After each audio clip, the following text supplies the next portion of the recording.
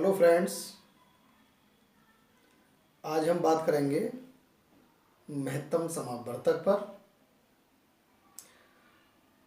और जानेंगे कि महत्तम समापवर्तक से संबंधित कैसे क्वेश्चन हमें एग्जाम में मिलते हैं और उनको कैसे सॉल्व किया जाए।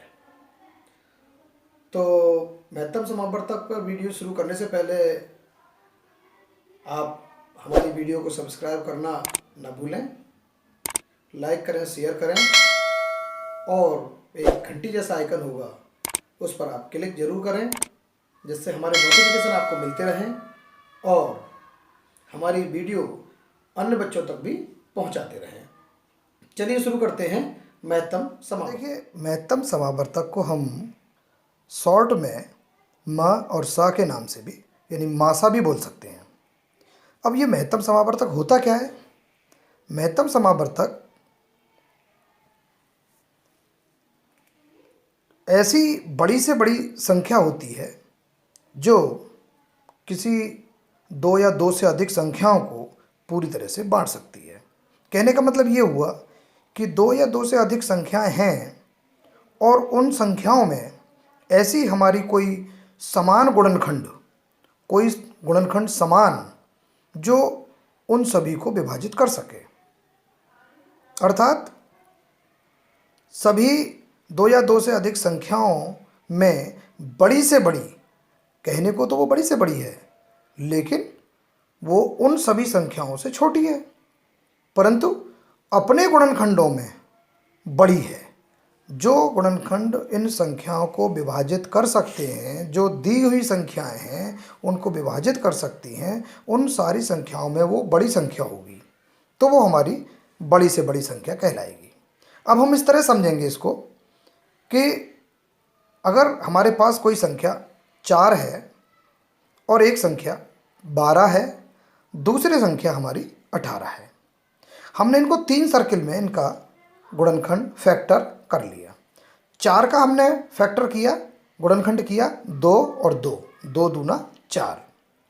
इसी तरह 12 का गुणनखंड किया हमने 2, 2 और 3, यानी कि 2 तिया 6, 6 दूना 12। ये हमारा 12 का गुणनखंड हो गया। इसी तरह हमारे पास तीसरी संख्या है 18। अब हम 18 के गुणनखंड करेंगे, यानी कि 3 गुणा 3 गुणा 2, यानी 3 तिया 9 और 9 दूना 18।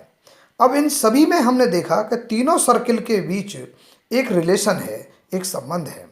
वो क्या है कि ये जो 2 है ये सभी में शामिल है। इस 2 और 2 के बीच का 2, इस 12 का जो 2, 2, 3 का है इनके बीच में भी 2, और एक 18 का 3, 3 और 2 का, ये जो रिलेशन था इनके बीच में एक रिलेशन बना, 2 तीनों में शामिल है। यानी ये 2 जो है वो ऐसा गुणनखंड है जो कि इन तीनों संख्याओं में समान रूप से निहित है। यानी कि ये 2 जो अंक है ये इन तीनों संख्याओं को विभाजित कर सकता है। 2 छोटी संख्या है लेकिन कहेंगे क्या? बड़ी से बड़ी। इन तीनों संख्याओं के लिए बड़ी से बड़ी संख्या है जो कि इन तीनों को विभाजित कर सकती है। आइए हम एक उदाहरण से इसको समझते हैं। इसको हमें अपने नोटबुक पर अपने एग्जाम में कैसे हल करना है। जैसे लिखा है कि संख्याएं 4, 12 और 18 का मासा निकालिए। कैसे करेंगे हम इसको कहेंगे 4 के गुणनखंड। अपवर्तक जो भी होते हैं उन अपवर्तकों को हमने ऐसे लिखा 4 गुणनखंड। क्या गुणनखंड होंगे? 2 गुणा 2 गुणा 1, एक सब में निहित होगा, क्योंकि अगर हम ये कहते हैं 2 तो वो 2 अकेला नहीं, उसके साथ 1 से भी गुणा है। हम कहते हैं 3 तो 3 के साथ भी 1 से गुणा माना जाएगा। हम कहते हैं 15 तो 15 के साथ हम अकेला 15 नहीं बोल रहे, एक बार 15 है वो, इसका मतलब 15 में एक और शामिल है। ये कोई भी संख्या होगी उसमें एक तो मल्टीप्लाई है ही है, एक की गुणा तो है ही है। चलिए 4 के गुणनखंड जब हमने करे तो 2 गुणा 2 गुणा 1, ये लिख लिया हमने। अभी हम 12 के गुणनखंड कर रहे हैं, तो 12 के गुणनखंड कैसे होंगे? 1 हमारे साथ है ही उसमें, 2 गुणा 2 गुणा 3, यानी 2 दूना 4 तिया 12, ऐसे गुणनखंड लिखेंगे। अब हम 18 के गुणनखंड लिखेंगे। 1 है ही हमारे पास, 2 गुणा 3 गुणा 3, हमने कर लिया इसके गुणनखंड। अब इन सभी में हम एक चीज़ देख रहे हैं कि ये 2 तीनों में समाहित है, तीनों में शामिल है, कॉमन है तीनों में। इसको हम कॉमन शब्द भी कह सकते हैं, ओवेनिस्ट है ये हमारा सब में। ये तीनों में हमारा जो 2 अंक है वो शामिल है, बाकी कोई अंक ऐसा नहीं है जो तीनों में शामिल हो। तो इस 2 को ही हम लिख सकते हैं। चूँकि 1 हमारा सब में ऑलरेडी निहित है तो 1 की मल्टीप्लाई यानी 1 की गुणा हम करके उसको दिखा सकते हैं, तो ज़्यादा सही माना जाएगा। तो ये हमारा 2 मासा हो गया। 4, 12 और 18 का जो मासा हुआ वो 2 हुआ। इसका मतलब कहने का क्या हुआ कि 2 से हम 4 को भी काट सकते हैं, 12 को भी काट सकते हैं और 18 को भी काट सकते हैं। चलिए एक उदाहरण और हम इसको लेते हैं। हमारे पास संख्या है हमारी 14, 21 और 35। इनका मासा हमें ज्ञात करना है। 14 के गुणनखंड हमने कर लिए। क्या कर लिए? 1 गुणा 2 गुणा 7। अब इसी तरह से हम मान लीजिए इसके गुणनखंड करते हैं। हमने इसके गुणनखंड कर दिए 21 के। क्या आएगा? 1। अब इसके साथ हमारे पास क्या होना चाहिए? 3 गुणा 7, 21 हो गया। अब हम 35 के गुणनखंड करेंगे। 35 के गुणनखंड करेंगे। 35 के गुणनखंड करेंगे तो 1 गुणा, हमारे पास 5 सत्ते 35 हो जाते हैं, यानी कि ये हो गया हमारे पास गुणनखंड। अब ये एक 7 अंक हमको ऐसा दिख रहा है जिसके कि तीनों में समाहित है, और हम इसको लिख सकते हैं मासा। मासा हमारा जो हो जाएगा वो हो जाएगा 1। अब 1 भी निहित है हमारा तो हम 1 को भी लिख देंगे, और ये 7 भी हमारा निहित है तो हम लिख देंगे 7 × 7। ये हो गया। तो हमारा जो मासा आ गया वो 7 आ गया। कहने का मतलब क्या हुआ कि जो मासा है हमारा 14, 21 और 35 का वो 7 हो गया।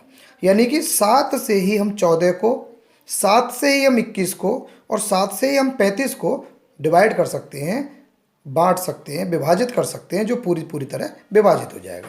इसको भी अगर हम एक सर्किल के आधार पर इसको हम दर्शाना चाहें तो हम ऐसे इसको हम दर्शा सकते हैं। 3 सर्किल हमने इसमें, क्योंकि हमारी 3 संख्या हैं तो 3 सर्किल हम लेंगे। अब इसमें क्या 7 हमारा समाहित है, ये बीच में हमने उसको लिख लिया।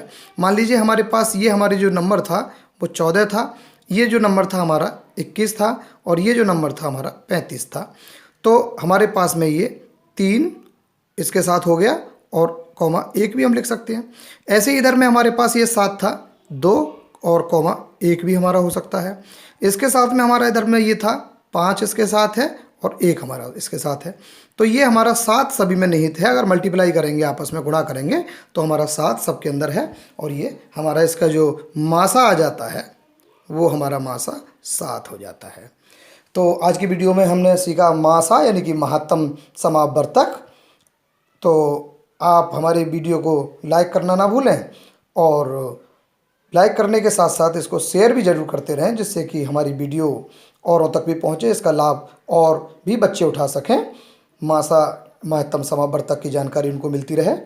और एक बेल आइकन होगा हमारे यूट्यूब चैनल पर, बेल आइकन होगा, उसको भी दबाएं, जिससे कि हमारे नोटिफिकेशन आपको मिलते रहें, जो वीडियो हम बनाएं वो आप तक पहुंचती रहें। और आप हमारे चैनल को सब्सक्राइब करना ना भूलें। सब्सक्राइब भी करें, लाइक भी करें, शेयर भी करें, और अपनी कमेंट्स भी करें। तब तक के लिए नमस्कार और सभी को धन्यवाद।